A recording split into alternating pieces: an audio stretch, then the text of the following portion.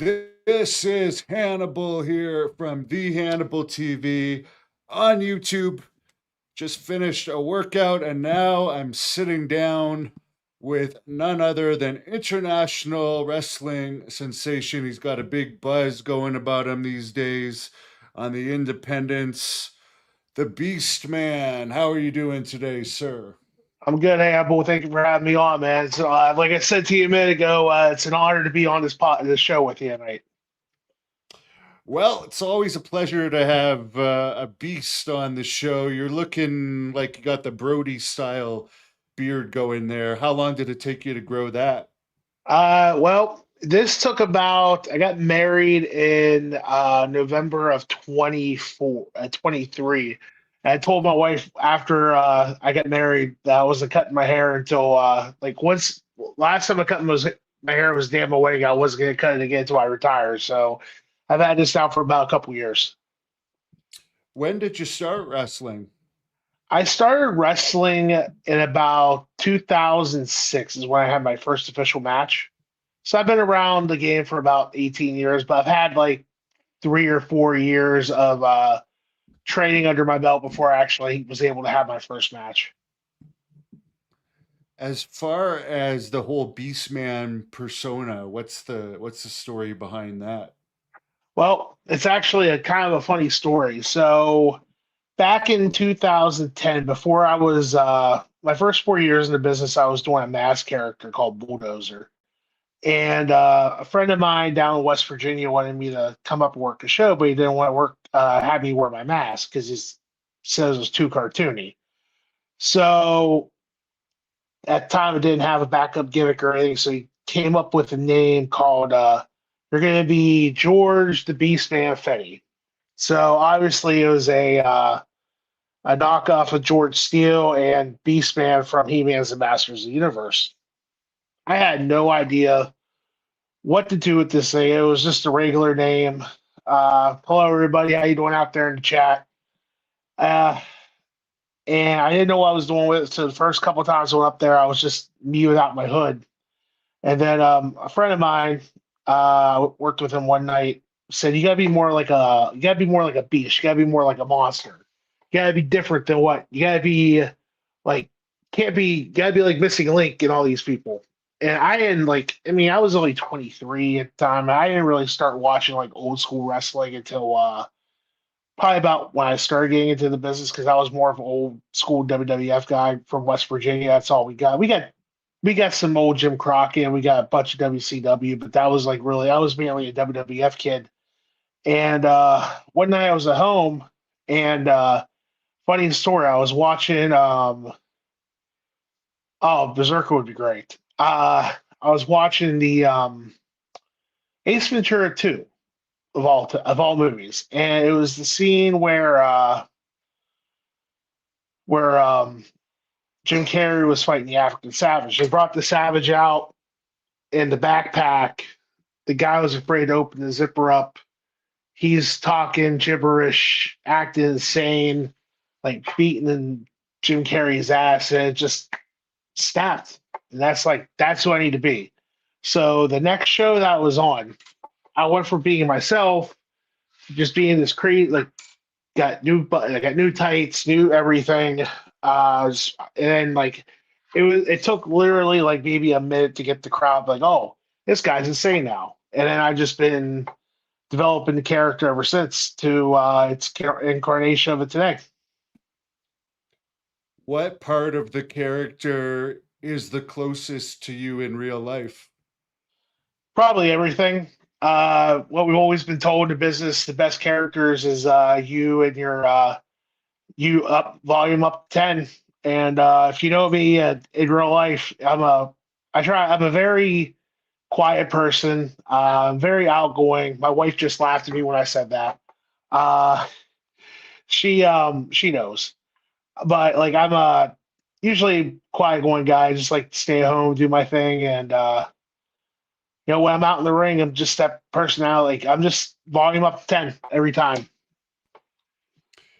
Stephen Lloyd says he saw you against Jonah at the ECW Arena and he remembers you hit him with the extra guardrail. I don't know if you remember this or not, or if he's If my mind serves correctly, I think it was if it was 2021 when that happened.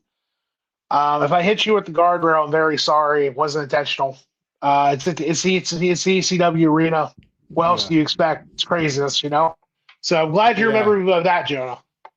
I don't And remember the you. statute of limitations is 3 years. So yeah, Yeah, you can say you messed him up, but he's too late to do anything about it at this point. So yeah. fans should stay out of the way if you're brawling, I guess. Well, apparently, I didn't know at the arena you're not allowed to pull the guardrails out now. So first time Oh, working there, yeah. So there's a first time for everything. So Jonah, if next time I see if you see me at the arena, come up, say hello. I'll give you a shirt or something if I did anything to harm you, even though it's been 3 years. he says he was okay. But speaking of the ECW arena, I've been there a few times. I haven't wrestled there yet. I was actually supposed to this year though, but some chicanery happened. But what was it like wrestling? I know you've wrestled there a few times, right? What's it like Yeah, wrestling such a historic venue? man, it's history. You know, you're living you. For me, it's growing up like when I started watching ECW, like we started getting it was probably about I know I said earlier I was a WWF kid growing up, but we got like our Saturday nights, shotgun Saturday night. We had our local wrestling, and we got ECW like 3 o'clock in the morning. So I would stay up and watch it with my friends when they would come stay over, and just being in the atmosphere of that arena, especially when I got into it, like when I got into the business, like knowing I still had an opportunity to be able to wrestle in a venue like that. Because like where I come from, I never had any intentions of like getting to where I'm at now. Like I've always like the dream was to always be just a pro wrestler, get out of my area, travel the world. And 18 years later, being able to do it now and having the opportunity to wrestle at the ECW arena for the first time being there, it's like everything that you imagine it would be just like sinks in, like all the blood, all the history, all the violence that's ever happened in that venue, and then be able to wrestle in there is a dream come true. Like there's like many places that's been there's many places I've always wanted to wrestle in. I've been able to the last few years. Like I mean, unfortunately, I won't be able to wrestle in the Mid South Coliseum because it's closed down. But I mean, Corrigan Hall, ECW Arena, a couple more here in the near future. Like I've always wanted to work the shit. Sorry guys, I'm tired. It's been a long week. I've always wanted to wrestle in the Evansville Coliseum. That's a goal of mine always going through because of the history of that building, because I heard they're getting ready to reopen that again. Old Tampa Armory. I know they do some stuff down there every now and again. So I wrestle in Florida every seldomly. So it's always a goal to go down there too. I got the one place I got well the biggest place I want to wrestle in like I guess is the dream for me is wrestle in my home arena in West Virginia, the Wheeling Civic Center, the West Banco Arena, a bunch of WWF TV back in the day. That's where Kevin Nash debuted when he was in WCW. Earthquake debuted when he was in WWF. There's a lot of history in that building. Nitro So was there a bunch of times, right? I remember yeah, seeing Nitro from there. Nitro was there, Thunder was there. They did a Raw TV taping. The last time they were in the last time Raw, like the last time WWE did anything, TV wise, was 2006, and that was when they had. It was like the week of the it was the week before ECW started its brand. Um, I remember seeing Sabu come off and hit Rey Mysterio with a leg drop through a table through the table onto the floor. So I remember that vividly because I was front row for that. But yeah, it's like I mean they had wrestling in the concourse of the arena, but it's not the arena. So thank you, Randall. Appreciate it, buddy. So, what's your goal for wrestling now? You got a very unique look. Is AEW or WWE on your radar at all? Um, I mean, obviously, yeah, because like it's the goal to make like my goal is to make a living doing this. I like to have a contract somewhere, but I've been contracted with MLW before, and in all honesty, I feel more confident now. Trying to get a job in Japan is where I really would like to do. If anything, I'm happy working with GCW, NWA when I was with them. AEW and WWE, yeah, those are two mecca places in the States that everybody strives to be. In all honesty, I just want to travel the world. Like that's like my main goal right now is like if I'm 40, I know 40, a lot of people was like, oh, it's time to call it a career. But back in the day, like back in the territories, 40 is when you're in your prime. And right now I'm at my best. And I like to get a job, WWE or TNA, WWE or AEW, TNA. I feel like it'd be more realistic for me. But if I can get a job in Japan somewhere, that would probably be the end goal for me. I'd be happy with that. Do you know what G4P is? Jack wants to know if you would ever do it. I don't know what it is. No, but it sounds like fun. Yeah, tell us what it is. Yeah, Jack, tell us what Uh, G4P is. Mitch Miller wants to know. He's seen you wrestle in Ontario, Canada, and he wants to know how your time over in Japan was. Japan, Japan's great. Uh, that was like the one thing I've always wanted to do. Hacksaw. I get where he's coming from on that. I've had people tell me I look like a Yes, your hardcore hacksaw eyes, gym fan. your eyes, and your hair. Oh, Yeah, that had a board with me. I thought, yeah. Now oh, that he said it, the image is in my head. hey, I'm okay with that. If you want to compare me to a hacksaw Jim Dugan any day, I'll take it. Oh, you're even calling him his Mid South name. Figure I'd get you a pop on that Oh one. God, f you, man. That's this guy. He was making a joke to us. Oh, well, I mean, Well, thanks for watching. I wouldn't want to see that. I would not want to see that with you. I could only imagine. I've had some weird stuff been asked for me over the years, so I'm used to that stuff. Um, okay, so Japan, you know, honestly, that's ever when I got into the business, that's all I ever wanted to really like. Japan's really like the be all end all for me. Like I said a minute ago, if I can if I can have a job in Japan somewhere, wrestle full time, that'd be great. Getting the opportunity to go over 2 years ago was just awesome for the first time. Getting to experience the actual tour life, going to Hokkaido, working for Big Japan, going over to Hokkaido, did 13 shows in 15 days. Um, Definitely a culture shock. I definitely had to learn.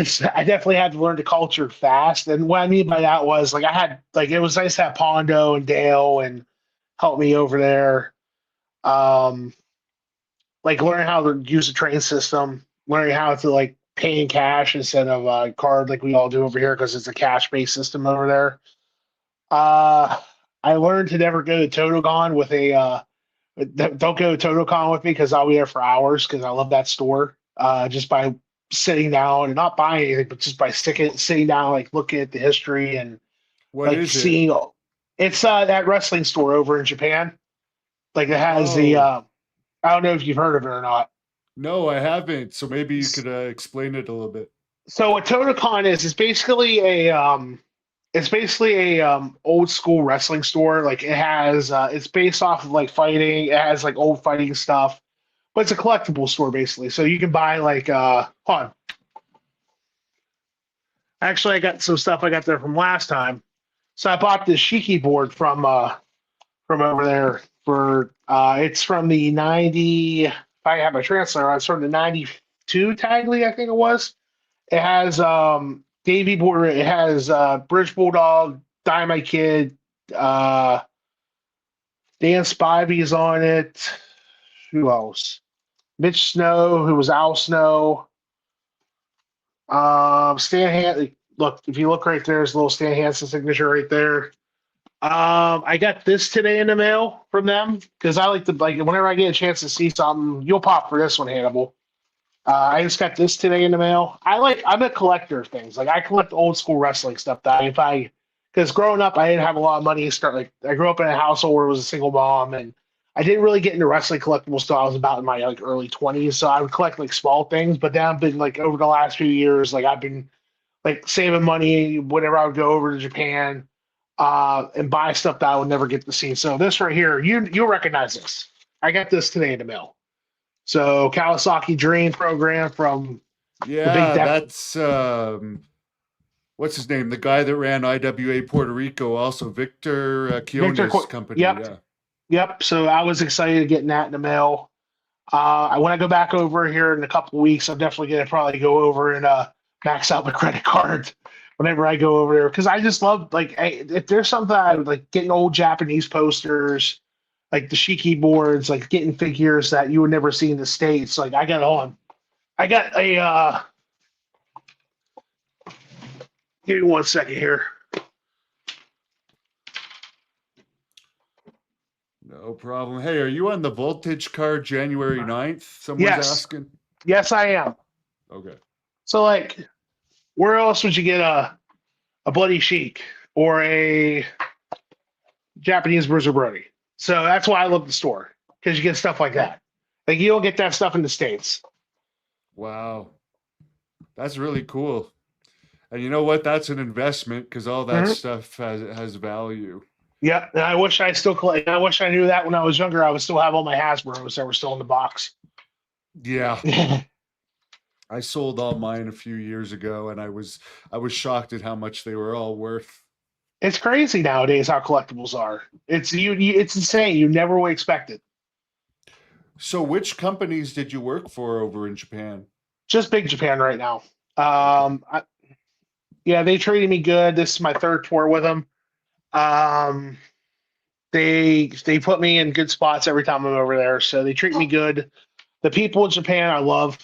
Uh, I can't say nothing good about them. They're very helpful whenever I'm over there. I mean, of course, when I'm over there, I'm getting looks all the time because of my size, how big I am, because I'm giant compared to everybody else, which is cool. That's what you expected when reading the old stuff back in the days in the magazines, like how everybody would say Brody was so giant over there and how everybody would stare at him. And then going over there and actually having it happen to you is awesome. And then they know about you.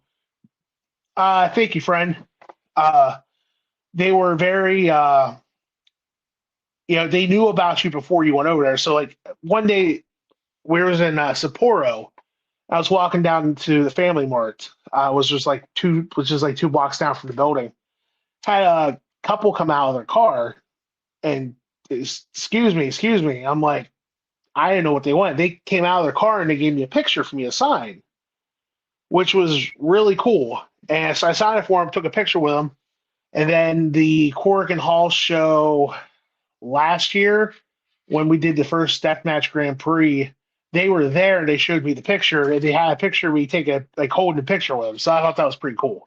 So the fans remember you, which is like that was my biggest thing. Is like, will they remember? Like going back over is like I haven't been there in over a year, but apparently, from what I understand, they're very excited about me coming back. So what can Thank you, you Billy. tell us about yeah, you got a few comments. I don't know if this is a compliment or an insult, but as long as they're watching, Hey, somebody's we're getting views. That's all that matters. yeah, someone's asking about South Carolina. Do you ever wrestle there? I have never wrestled in South Carolina yet. I'm working on. I gotta get a license. You have to be licensed in the state. I'm actually gonna get my license this year. I've been asked about coming in this year for 2026. So next year you will see me in South Carolina, sir. Hope to see you at the show. So as far as Big Japan, what's the health of that company right now? And like what kind of tours are they doing? Do they have like buses that drive you around, or is it up to you to get around? Could you tell us a little bit more about what it's like to wrestle for that company?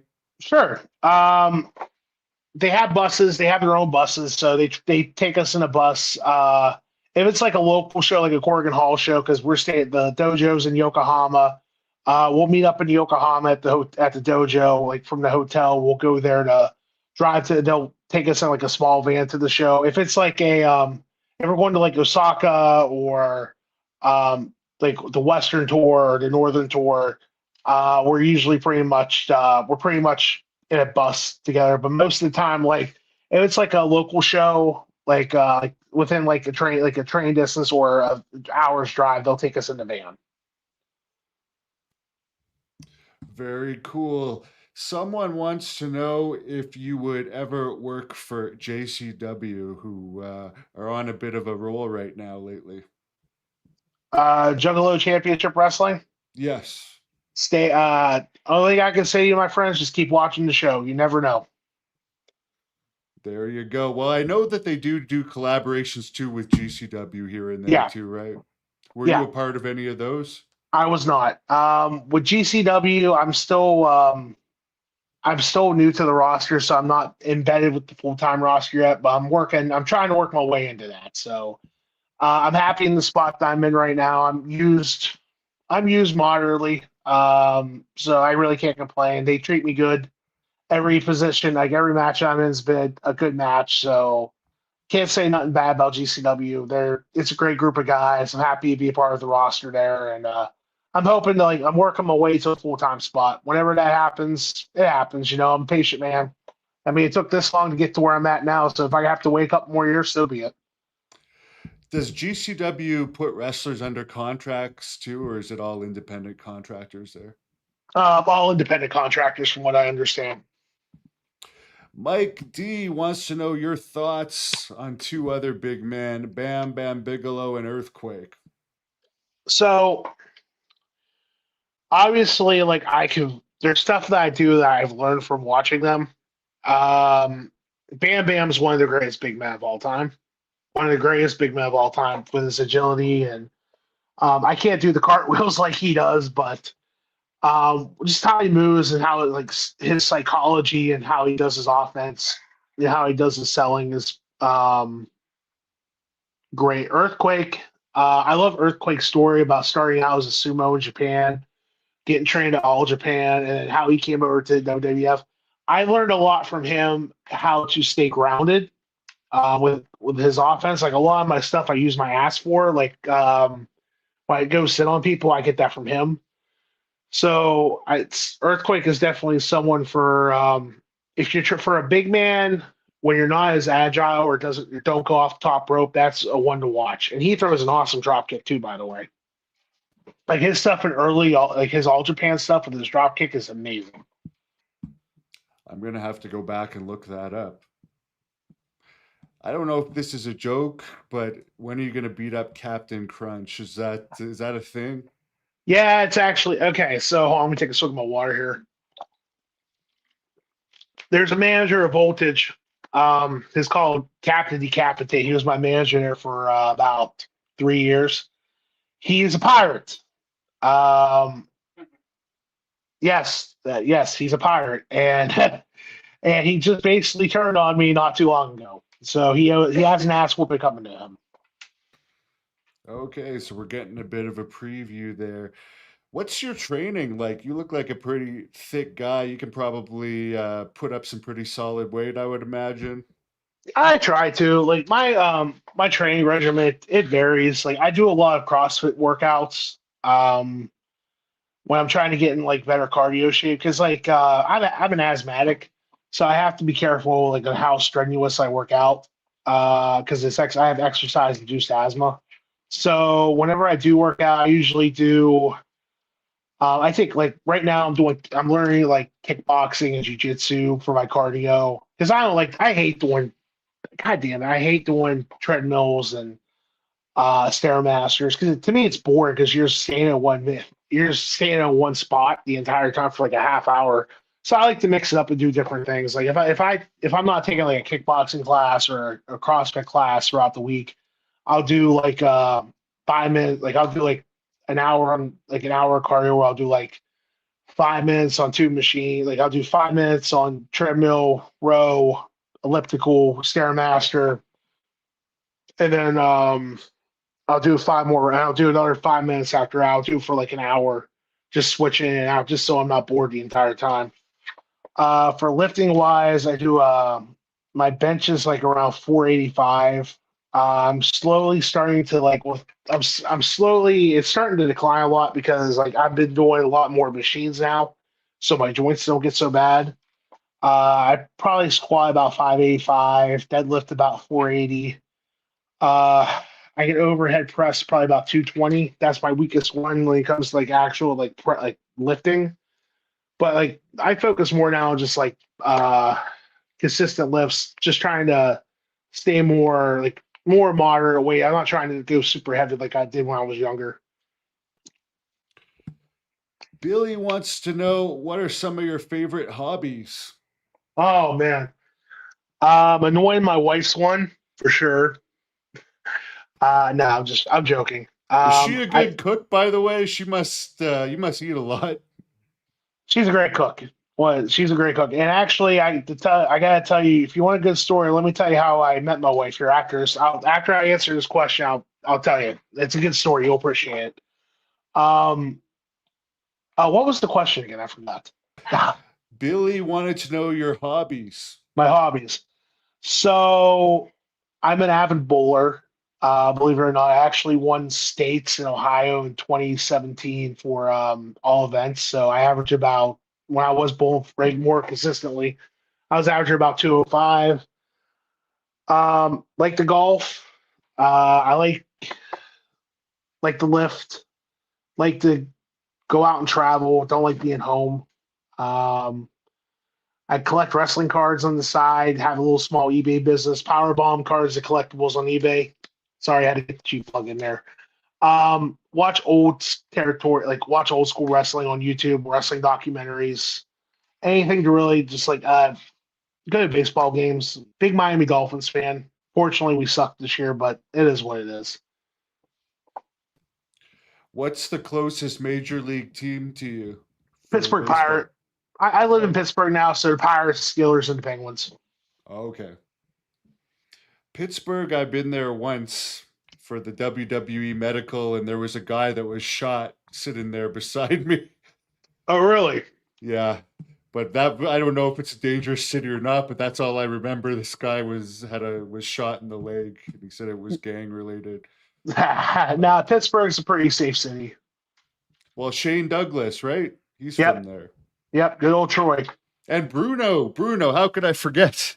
One of the greatest of all time. Yes, the goat. You can't. Bruno Sammartino is one of my all-time favorites. I didn't realize till I was like 15 that he lived in Pittsburgh. I thought he was just like because you know how people say, oh, they're from such and such. I didn't know he was legitimately from Pittsburgh. So I got to meet him a couple times on a couple independent shows. I see him at a con, like a couple conventions in town every now and then. I'll see him out when he was alive. I did get to see him like out and about every now and then.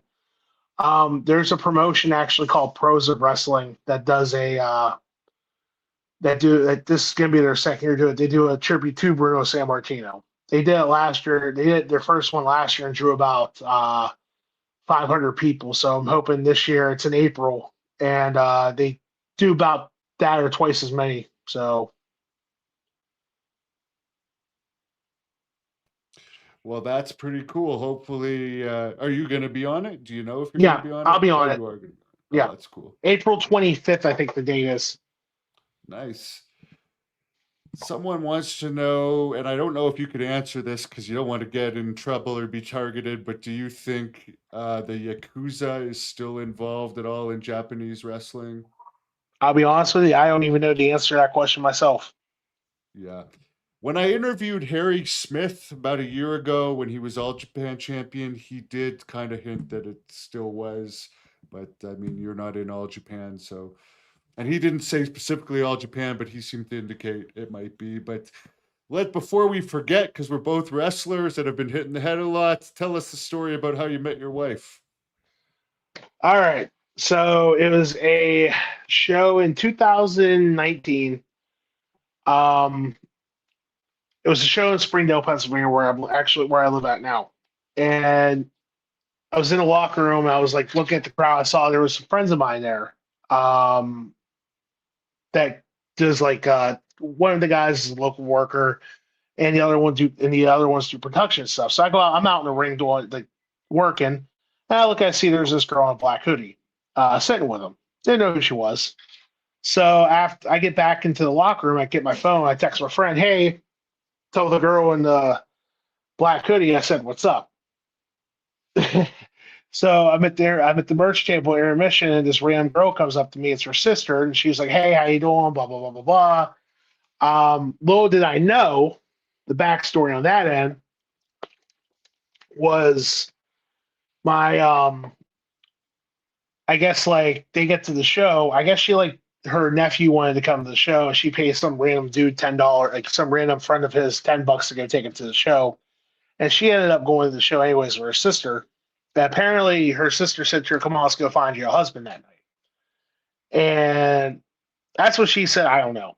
All I know is like when I was in the ring, I saw the lust in her eyes when she saw me. And they introduced us after the show. She didn't want nothing to do with me because she was like nervous. I get it. You know how girls are. Um, and we exchanged numbers and we just started talking. So if think and then 2 years later and 6 years later here we are married and living in the suburbs of Pittsburgh.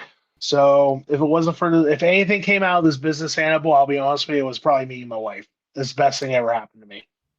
Well, congratulations. I'm happy to hear that you have a good relationship. That's very important. Thank you, friend. I wanted to ask you a question real quick though, if that's okay. Sure.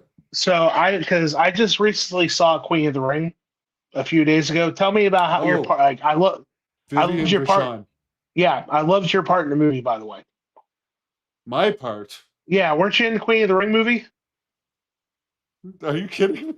I swear to God, I thought I saw you in the movie. Like there was a part in the movie where like I swear to God, I thought you were in the movie. Like there I'm was not. I am not, but that's interesting. okay, well there's a scene in the movie where there's a guy who when Billy Wolf is like challenging people to come and fight in the carnival, there's a guy I thought it looked like you came up and was like had the same voice and everything. Thought it was you. So maybe I have someone that looks like me out there. It's possible, but maybe yeah, I wish because that was a big Hollywood movie. Everyone would have got big paydays off of that. yeah. Well, my mistake then, my friend. So, but if No, you no got a problem. doppelganger, so I'm gonna have to go rewatch that again. I don't want to hate on AEW, but one thing I'm disappointed with them about is the bad guy from Queen of the Ring, who was NWA champion. Apparently, they signed her, and like I thought they would have done something with her after Queen of the Ring because I thought she did pretty good in that movie. But no, it's she was great. She was great in the movie. yeah. Do you remember her name? It's slipping my mind for some reason. I She's still do. under contract. Trying to think. She played a good heel in that. Camille. It's Camille Brickhouse. Yeah, Camille. Yeah. Camille's great. Have you ever met Camille? I don't think so. She's one of the sweetest people you would ever meet. Her and Tom are very great people. Are two of the nicest people I've ever met, man. Like Tom Latimer? Yeah, Tom Latimer. They're married. Okay, I haven't met him either. Great people.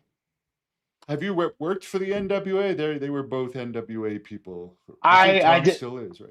Yeah, Tom's still with him. I actually did a small stint with them earlier this year for in a tag team with Stone Rockwell called Temple of Doom.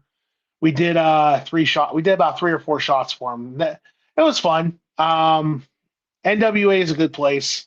Can't say they probably one of the better locker rooms I've been in over the years. They treat like the first day we walked in, they treated us like we were already accepted in.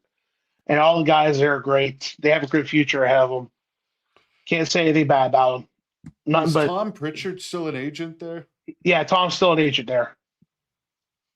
Was Billy Corgan hanging around the day that you were there? Yeah, Billy Corgan's great. He's at every show. He's very hands-on with everybody.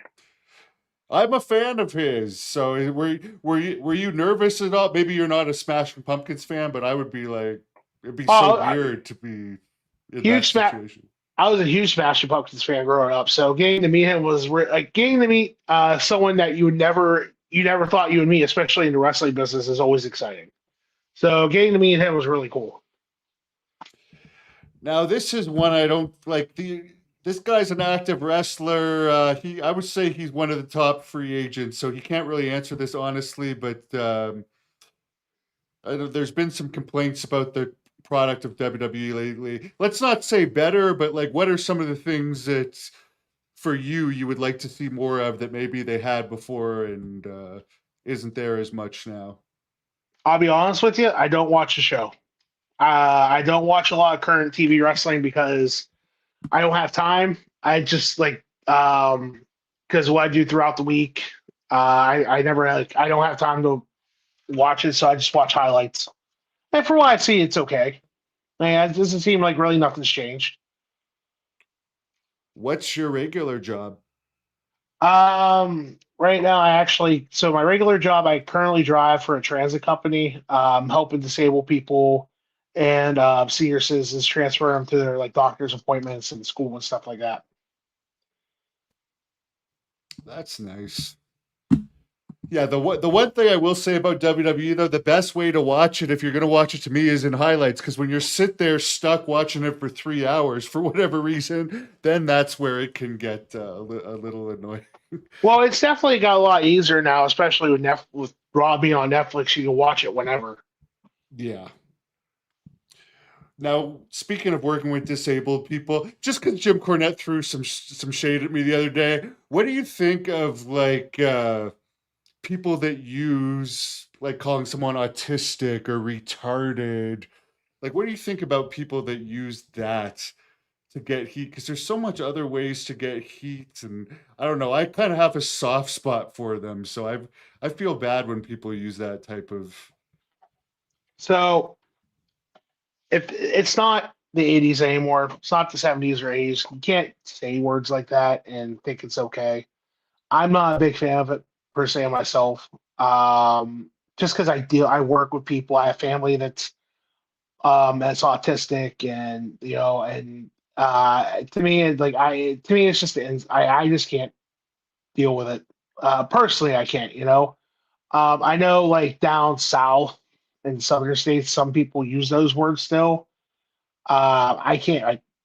To me, it's like there's different ways of getting heat in the wrestling business. I mean, I know some people feel like it's wrong to say in general nowadays, but to the people that it's hard to really say because like for me, I can't say it. I can't stand those words. Yeah. I just don't like pushing the stigma further at this point. It's like No, these people have enough to deal with. Let's not come up with a better insult. yeah. But here's a good question on a lighter note from Billy. What were your thoughts on the Iron Claw film? I'm sure you saw it. You look kind of like Bruiser Brody. So I had to go into it two different ways. Knowing the story, knowing the story, growing up hearing about it, and then when you like how the story was done, like you like knowing how what the actual story happened, and going in and seeing it in movie form, I had to go into it two different ways. When I saw it the first time, I hated it, absolutely hated it because it was so inaccurate with how a missing Von Erich brother, how things were done, how Kerry lost his, how you say he lost his leg when he lost his foot in the motorcycle accident, how he won the NWA title and lost, and then got into the accident that night. That never happened. But like going into it, I went to saw it the second time. I actually I went into it as a fan, like someone that likes watching movies, and I thought it was a great movie. Like the movie, it was great. Like when you actually go into it, not as a wrestling fan or like a historian, but actually going to it to watch it as a movie, it was great. I thought it was awesome. I could see that the Harley Race guy was just too much for me because I trained with Harley Race for I Yeah, guess a couple of weeks total. And it's like, how could you not at least try to do the damn accent? I just can't. I don't know. But he, yeah, I I, could see if you don't know anything about it. Hey, it's great. But I tried watching it a couple times, and yeah, just from the historian in me, and I guess I was so excited to see it, I had very high expectations. yeah, same here, same here. And also, I mean, Kevin has been through hell, and he seems like he's real nice now. But to paint him as such a saint is a little weird Yeah, too, because I hear he was just as wild. The guy that played Flair was another one, but whatever. Good question. People making some comments, but that who were some of your favorites growing up? Let's hear your Mount Rushmore. okay. So, like I said, growing up, I was a Hulk Hogan guy. I was born in '86. So, I mean, I was a Hulkamaniac, Randy Savage. And then it was a weird time because, like, it was going from when it was like Lay Hogan, Ultimate Warrior, like loving all those guys. And then when I started getting it, like, and then when I got older, Stone Cold Steve Austin, NWO, Chris Jericho. But when I actually got into the business and started learning like how to own my craft, Bruiser Brody number one, all time great. Andre the Giant, um, Harley Race, Terry Funk, those guys, like watching them, learning how.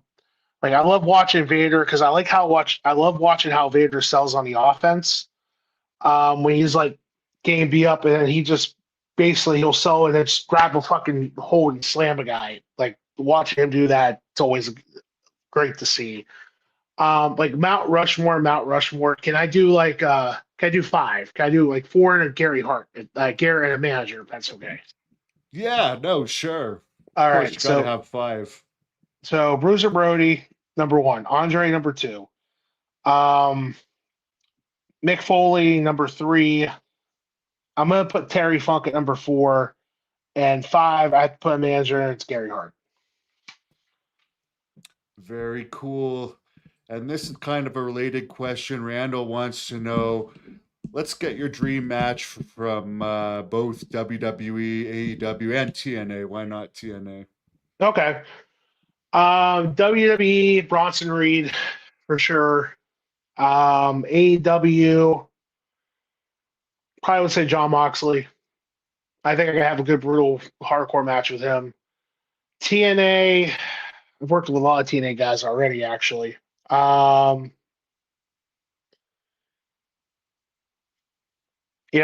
put it out there, Special Agent Zero, Bill Collier. And you mentioned hardcore. I know you've done some hardcore wrestling. Could you tell us about your most brutal hardcore wrestling match? Actually, it'd be I did a no rope barbed wire match for a promotion called Victory Championship Wrestling back in September, and it was their first show back over a year. And a guy I wrestled with named Jamie Jamison. He's the hardcore guy in Pittsburgh right now. So getting to work with him, it was a very violent, bloody. No, like I've always wanted to do a no rope barbed wire match for the nostalgic reasons, and getting able to do that was kind of cool. But I would say like my match with Schlack and BJW last year at the um, tournament at the Deathmatch Grand Prix is probably my favorite, just because it's everybody says that was the match that put me on the map, and I also pissed off a lot of people because I beat Schlack. But I mean, what can you do, right? Right. And you mentioned Mick Foley's one of your favorites. I put up a poll here yesterday about Mick Foley not re-signing, and we put the reasons. Was it because did he quit because they weren't going to re-sign him anyways, or he's not happy? Is he going to join AEW? Is he genuinely mad about the Trump thing coming to a boiling point, or is it a bit of everything? What's your opinion on it? Everybody has personal opinions about how they feel about people, and I can't really say if what was said the reason why he is leaving. I mean, I'm not a political guy per se in general, so I really like I don't follow politics, so I really don't know what was going on or what was said. Uh, that's what he wants to do, and then that's his choice. Can't really stop. Can't really hurt the guy for standing up for what he believes in. There you go. This is a good question. If there's one online match of yours that we should check out if we haven't seen you wrestle, what would you suggest? Beastman versus recently, I would probably say my match with Mad Dog Conley from Pro Wrestling Ventures in Milwaukee back in October. In general, I always tell people to go watch me and Mike Bennett from Warrior in Chicago, because that's another match that got me to like nobody expected it to be as good as it was. So that would be the match I would tell everybody to go see is me and Mike Bennett. Mike Bennett is one of the lucky ones. He's been under AEW contract for so long. And I mean, he's lucky in one way that he's been like under contract, but it's like they don't seem to do anything with him, but Yeah. they keep him around. And I guess he can do indies, so that's pretty good. Yeah, he just did an indie show not too far from my house like a couple weeks ago. So Yeah, I mean, I guess it's good those guys are getting paid, but it's almost like they should have Ring of Honor touring on an indie level or something just to keep those guys busier. yeah, and you know what? I will say this. You brought up earlier about JCW Juggalo Championship Wrestling. That's one thing I like about what they're doing right now is they're actually touring. They're doing what they're going out every night, 10, 12 shows, going out throughout the country and doing their thing. Live show every night. It's different. You know, the product, I think personally, the product's amazing right now, especially with them bringing in Vince Russo. Definitely helping out viewers on YouTube from what I've seen and from what I've read. So I really do think that they got their shit together right now. I think it's going to be on the rise in 26. Yeah, hopefully they're ending it off strong and they're very fan friendly as well. Yes, So yes, they are that's from what good I've to seen. see. And it's different than the TV cup because really TNA is kind of almost becoming part of WWE in a way. Yeah, And then there's AEW, but like it's good that they're not corporate. It seems like what's your affiliation with MLW now? nothing, zero. Nothing. I have no affiliation with them at all. Yeah. And not to hate on them, but we did a poll and JCW was above MLW, so it's almost even overtaken that in the buzz. Good. So that's pretty cool. That's great to hear. So where can fans follow you if they want to keep up to date with everything that's going on in your world? Well, we'll keep it easy. My Twitter, my Whoop Whoop brother, I agree with you. Twitter, Instagram, those are the best ways you can find my content. Where I'm very communicative on is at Beastman Husk. Best ways to put it. So I have a Facebook. It's personal Facebook. I don't give that out, but if there are promoters, if anybody's out there looking for me to do podcasts or want to book me for anything, just direct message me on Twitter and Instagram, and I'll get right back to you. Very good. And there's some fans on here that want to see you in JCW for sure. So I hope that happens. Billy's saying you're an absolute legend. One guy that is a legend that we brought up before that I'll bring up because I'm friends with him is the real Berserker. Not that you don't have the legendary status that he has yet. I hope that you get I hope it. But so. what are some of your thoughts on him? Because he's a great guy and he's underrated. I've seen some videos. Oh, he didn't get over. I loved him. I Dude, thought he was great. I loved his world class stuff back in the day. I thought he was great in that. His 90s run as the Berserker, John Nord, man, he is insane. That sword. Like, I mean, he was obviously a bro. Like, he was obviously paying tribute to Brody with the host. And him and Fuji were just magic. Like, I thought his feud with the Undertaker was so short lived. And that could have been at least a good 6-month feud, in my opinion. There was no blow off, and those were the 4 pay-per-view a year day. I mean, that would have definitely been a pay-per-view. They just did house shows and stuff. No, I love John Nord, man. I love his character. He's great. Like, I've heard some great stories about him outside the ring too, which just makes me laugh because of how crazy the guy is. Like you said, the best characters in the business is what is what brings you up, is your personality. Volume up to 10. Yeah. And I think that's what it's missing with a lot of like the college athletes that they hire these days and just get paid to train. They don't have the same personalities of the people like from the old days that would just do it for nothing or just because they couldn't find it. No one would hire like John Nord really, other than his parents' car lot. Like where else could he work but the wrestling industry? Exactly. With how crazy he was. And speaking of training, Jimmy Valiant trained you, right? Do you have any stories about him? Yes, I do. My I consider Boogie my main trainer. I've had other people. I could like Boogie. When I was living in southern West Virginia. I was already trained but like I needed some fine tuning. So like I never like the wrestling school that I went to back home. Wasn't really technically a wrestling school. The guy that was training us, we were training in the promoter's garage at the time. So like half the ring was like inside the garage, half the ring was outside because it couldn't fit. So when we were training there in the wintertime, we would train in the snow. And then if it would start snowing real bad, we would stop training, shovel and sweep the snow out, and then go back to it. And we would do it for like multiple times in the winter. And then it would be really blistering hot in the summer. So when I was coming up in the business, I really I really paid my dues on that end. But when I went to Jimmy Valiant school, um, I went down. Me and a friend of mine went down. You know, he got in the ring with us a little bit. Frank Parker, Frank the Tank Parker's first trainer, his first student was like the main trainer there. So he was a big dude, so I got to learn a lot from him. I've rode with Boogie a couple of times.